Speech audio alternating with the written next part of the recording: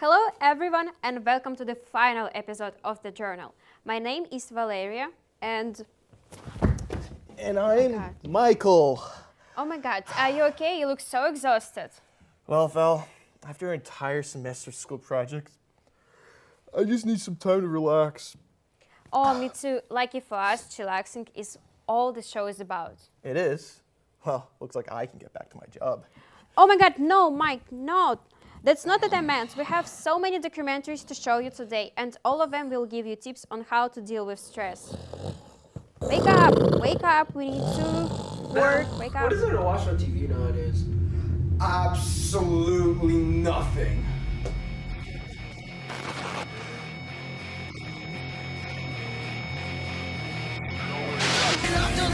Running up this street, rolling deep with the puppies and we picking up the speed. We can bring you up, we can bring you over and out with that Arnold, live from Centennial. We're gonna kill it today.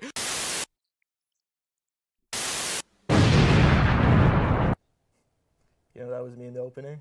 Oh yeah, I saw, but your hair it looked different, you know? You like it?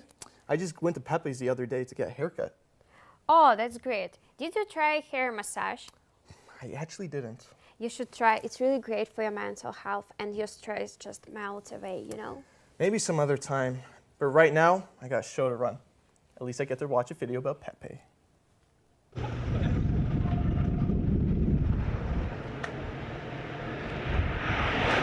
Good day, how you doing? Yeah, wonderful. My name is Everton Didier Ducre, better known as Pepe. Everyone calls me Pepe. I'm from Dominica. I was born there, grew up there, lived there about 24 years old. My dad and my cousin, they had a band. So I had access to the instruments. They were in my dad's house, so there was the drums and the guitar. So I used to go and fool around on the drums. I started playing the drums. I couldn't play the guitar, so my cousin taught me how to play the guitar, and the rest is history.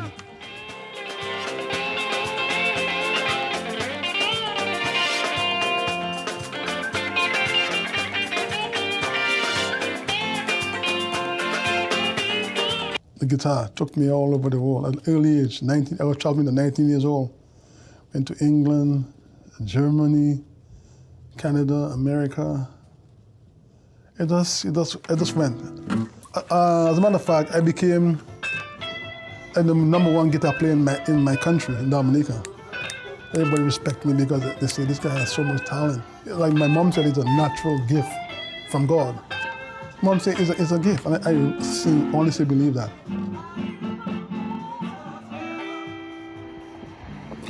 Pepe's new look. Everyone knows Pepe. I've been on Pepe for 40 years, 41 years actually. So starting in Pepe was an advantage for me because everyone knows Pepe. When they pass, Pepe, how you doing? Pepe, how you doing? So I thought putting the name Pepe up in the sign would be an advantage for me. Question for you. Yeah. Have you been here every day for like 30 years? Yeah. Every single day for 30 years? You haven't lived it? Yeah. I work a lot. I'm a workaholic. Right. You're always, I'm a workaholic, man. Well, I hope things get better in the future for all the barbershops in the area. Everybody on Pepe. I hope things really picks up. But we are going through a tough time right now. The business has dropped considerably. It really took a nosedive. I guess everyone knows that. But when it starts affecting the pockets, then it's a different story. But I hope things really pick up. And hope people come out and support the barbershops and the hairdressers and everybody on all the small businesses.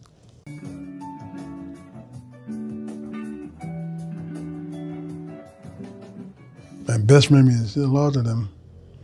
I like working with kids, putting design in people's head and making people look good, and I got a lot of good memories, man.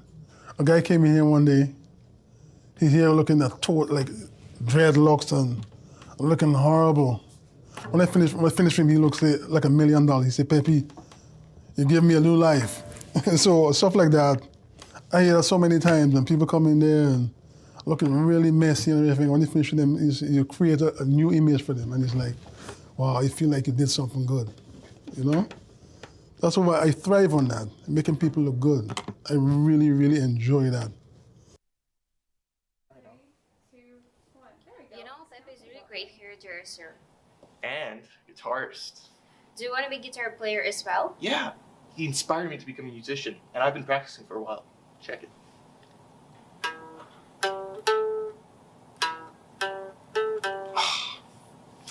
Man, I'm never gonna get this right. Oh, please don't give up. Just keep at it. You know, sometimes you need to work hard to get better. What are you doing here? Oh, nothing. I'm just working on this painting. Painting? What is this? It's a snowy day in Siberia. Okay, but anyway, it looks kind of accurate, you know? I know, right? You see, I saw this artwork in my house that just motivated me to become a painter, and I think it's my calling in life. What picture are you talking about? I'm so glad you asked because I made an entire doc about it. Hit it, Nick. This here is a painting which has been hanging in the family living room since 2003. It holds a special place in my heart as it was the first piece of abstract art I ever saw as a kid, which is why I've chosen it as the subject for my documentary. So I wanted to do some research about the painting for this doc. So the first thing I did was look at the artist's signature on the painting itself. But it is chicken scratch. It is just as abstract as the painting itself. So I decided to just interview my family instead. I got it at a store downtown in sort of the designer district. I don't remember how much it cost. At the time, it might have been maybe around $300, $350. I primarily picked this painting because of the colors. I already had a color scheme for the room, and I was looking for a painting that would go with it. But also, I was looking for a painting that was abstract and just kind of, I liked, you know, just made me feel good when I looked at it. Some painter was selling it at a gallery, so I think it's more valuable than some of the other prints or posters that we might have or paintings that we've purchased in like regular kind of department stores. So it's more unique in that respect. It's more special to us than some of the other work that we have. How would you describe the painting downstairs? You know, it's abstract, it's geometric. Roundish or oblong. Bold and dark. It's very free-flowing. Overall, the whole picture has a sort of like wave or movement to it. My mind's eye kept going towards that white spot in the middle. This red that sort of seems to pop out. You know, like wine colors and beige. It's a conversation piece, actually. A lot of people look at it and everyone tries to see something different in it. And I think of Snoopy when I see this picture. Well, I always thought it looked like someone throwing an apple in a jar. Or like some guy with a backpack. That's what I gained from it. And what do I think of this painting? Well, I always thought it looked like a guy with a green backpack. And inside this green backpack is this giant boulder, which he's carrying on his back. And he's going up some kind of mountain, just, you know, with this huge rock on his back. And I think that's cool. Wow, that was an amazing doc, wasn't it? Yeah, I guess. So tell me, what do you think the painting looked like? I think it looks like a horse, you know? A horse? How does it look like a horse? How the hell you can see a guy carrying a rock? Oh my god. Are you kidding me? Do I have to actually show you what a horse looks like? Huh? I'm sorry, I should be chillaxing right now. You know, pets and animals are really good for your mental health. So let's meet Georgia and her horse dogs.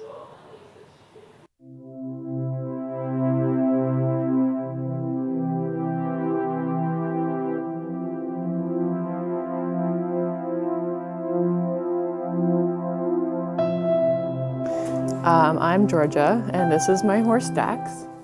I'm in school for a Bachelor of Bioresource Management, specializing in equine management. I have had Dax for almost 2 years now, but I've known him for closer to 10 or 11 years. I grew up riding him when I was a teenager, and over the pandemic, the farm that owned him had to go out of business, and they offered him to me for sale. So that was how I got Dax. Dax is a cross between a Belgian horse, which is a big type of horse that pulls carts, and a thoroughbred, which is a racehorse. So typically I'll go out and bring him in from his field. Dax lives outside 24/7 because he enjoys being an outside animal. So I'll bring him in and take off any of the blankets that he's wearing. And then I'll get out my equipment. So I'll get out my brushes and his tack, which is his saddle and his bridle. I'll start by giving his feet a clean out. So get all the rocks out from underneath his feet. And then I'll brush him. And then following that, I will put on his equipment and then put on his bridle and go in the ring and get on. Dax and I have done some horse shows together. Mostly we did a lot of riding lessons, and basically he taught me almost everything that I know in terms of riding. You know, exercise needs and feed needs. He eats about 2% of his body weight a day in hay alone, and then he gets grain on top of that. Horses are so different in terms of just like the connection that you build with them and the things that you get to do with them. Like, you can't really ride a dog. Horses are very special animals. They have such a unique personality to them. And you can do so many different things with them as well. You can keep them as a companion. You can use them for sport. You can use them for work. But Dax and I really are just good friends. Horses are amazing therapy animals. Because I've known Dax for so long, he and I have a pretty good connection. And he's really helped me a lot in especially in recent years with my own struggles with mental health.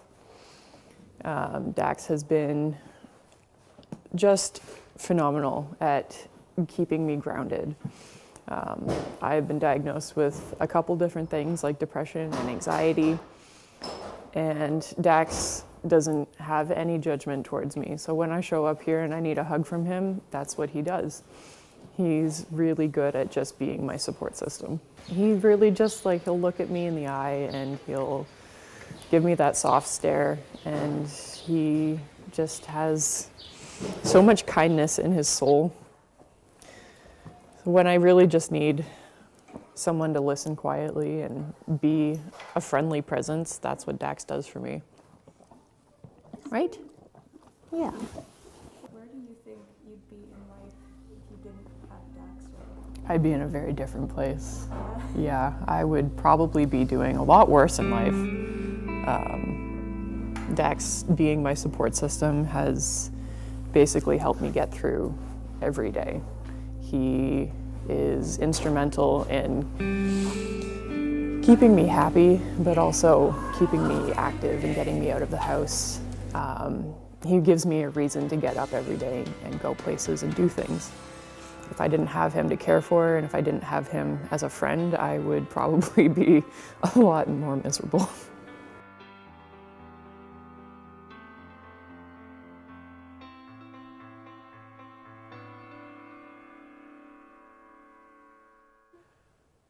Wow. Man, aren't horses cool? Okay, let's be honest. I prefer dogs, you know?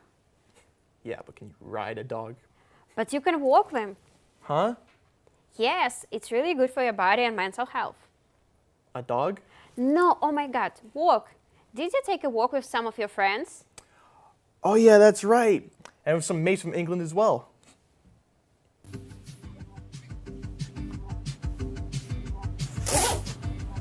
Welcome to A Walk Together, a show where we take a walk with our friends across the ocean. I'm Jess. I'm Hayley. Today we're walking along one of our most famous roads in the city. We're walking along Queen Street West in Toronto. Yeah, so we're right here, right in the center of downtown. You're like Steve Irwin. right here in the middle of Toronto. It's time to go. Toronto Conception in 1793 was still known as York, and Queen Street West was called Lot Street because of the acres of parking lots. In 1837, it was renamed Queen Street to pay homage to Queen Victoria, whose reign over Great Britain and Ireland just began. Here we are. So we are right now at Old City Hall. So much history behind this place. There's beautiful architecture, and it's just like one of Toronto's staple places that you have to see. Officially opened on September 18, 1899 by Toronto architect Edward James Lennox, he was also known as the Builder of Toronto. Fun fact, Edward James Lennox missed so many deadlines that it caused some problems between the builder and the Toronto City Councillors. So, Lennox immortalized some of the councillors by caricaturing them in the stone gargoyles over the building's arches.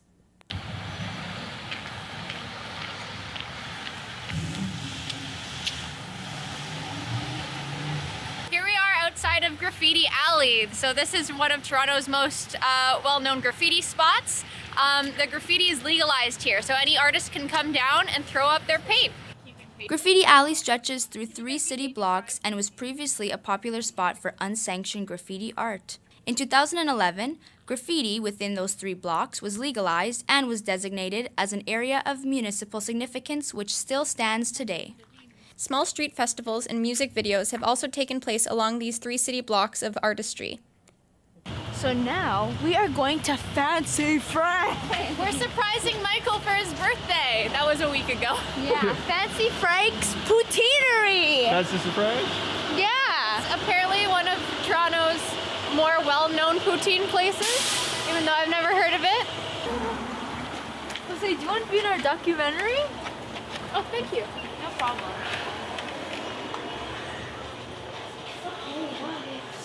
Oh, it's nice in here. I wonder if we can eat it. Meanwhile, in the UK,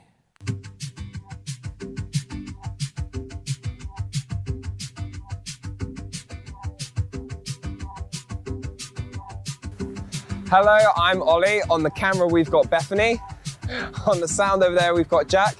And the person holding the cue cards is Rachel. And today we are here in Portsmouth on the famous Albert Road.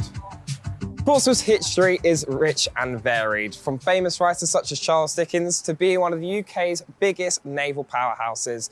This road has it all. But the way it's been named after the most famous royal British couple, it never started off like that. In 1845, after the architect Thomas Ellis Owen completed a map of Portsmouth, the road was referred to as Wish Road. This changed in 1840, as did many of the roads in the surrounding Southsea area, to honour Queen Victoria and her children and the late Prince Albert, who had died 9 years prior in 1861. But the Albert Road is more than just an historical artefact. It's also a hub for the community, uniting people through spaces filled with the arts, food and recreation. With its vast selection of bars, cafes and restaurants, you're spoiled for choice. There's Hunter Gatherer, a fully vegan cafe that's recently opened, or Pad Thai if you fancy something more filling. Not to mention the pubs. Whether you're going in on a Sunday lunch or just fancy a quick drink, the road is your oyster. Art is also a massive part of the makeup of Albert Road, with murals, galleries and tattoo parlours stretching from top to bottom. A neat little quirky place is the Dice Board Game Lounge. It's a cafe and bar on the Albert Road that's home to thousands of board games so you can play to your heart's content. And let me just interrupt myself, because next door from Dice is potentially quite one of the cultural hotspots here on Albert Road. Just along here to the right of me is the Wedgwood Rooms. Now the Wedgwood Rooms before, during the war, was acting as a storage facility. Before that it was a jazz club, and before that it was a community centre. Now it has been home to some quite world-renowned famous names such as Plymouth Faith, Muse, Catfish and the Bottlemen and 21 Pilots. Also, getting my cheat sheet out, thank you Rachel. I've also heard that a famous Terminator was here at the Wedgwood Rooms because in 1968 hosted a bodybuilding competition where none other than Arnold Schwarzenegger took part in right here in Portsmouth. But the crowning piece of the Albert Road is the King's Theatre. It's where we're heading to next. But before we get there, let's see how Hayley and Jess are getting on in Canada.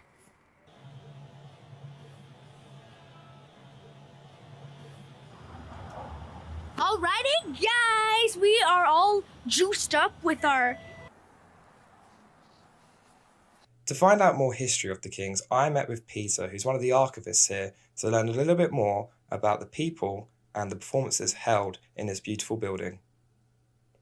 Well, welcome, Peter. Thank you very much for your time. So how did the building of the King's first come about? Well, I'm one of the archivists, and we look at the history of the theatre right the way through, from its beginnings right the way through to now. And so we're here in the auditorium, we're sitting in one of the boxes. What key architectural features can we see? Well, the plasterwork, for a start, he had his own plaster makers. He made the outline, and then he had people who would make the fittings to come and be brought in afterwards, because he did over 150 theatres throughout the land, including the London Palladium and the Buxton Opera House and places such as that.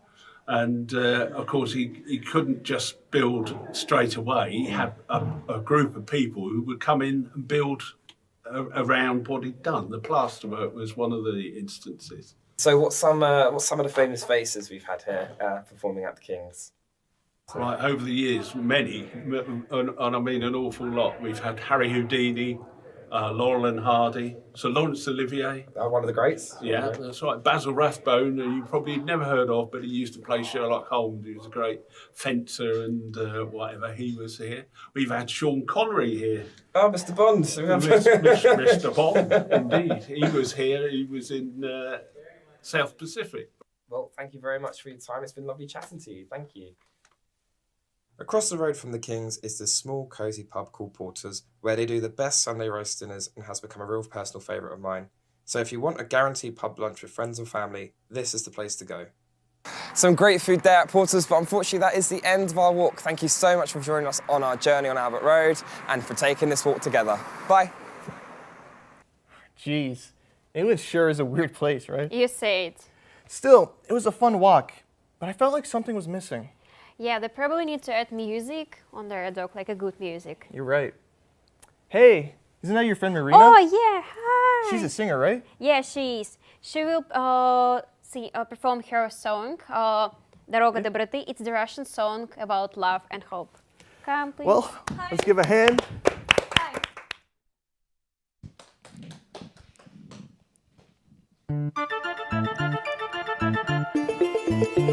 Спроси у жизни строгой, какой идти дорогой, куда по свету белому отправиться с утра. Иди за солнцем следом, хоть этот путь неведом. Иди, мой друг, всегда иди дорогою добра. Иди за солнцем следом, хоть этот путь неведом. Иди, мой друг, всегда иди дорогою добра.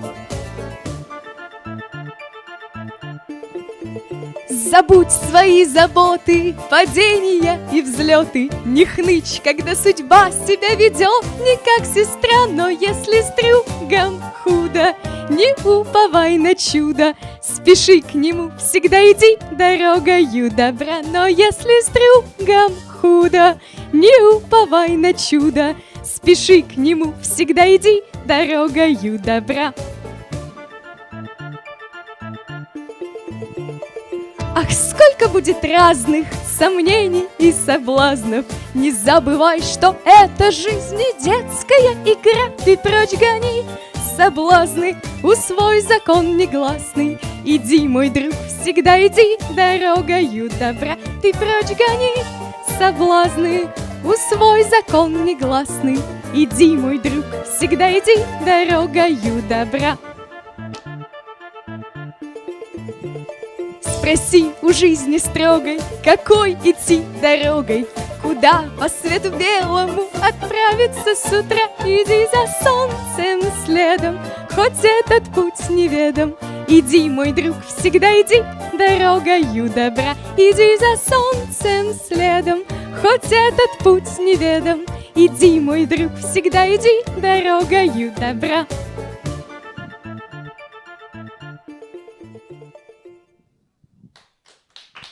Thank you. Wow, that was an amazing performance. Thank you so much. I definitely need to get into more Russian tunes now. Yeah, you do. Yeah. You should. So, I have one question. How does music help you relax?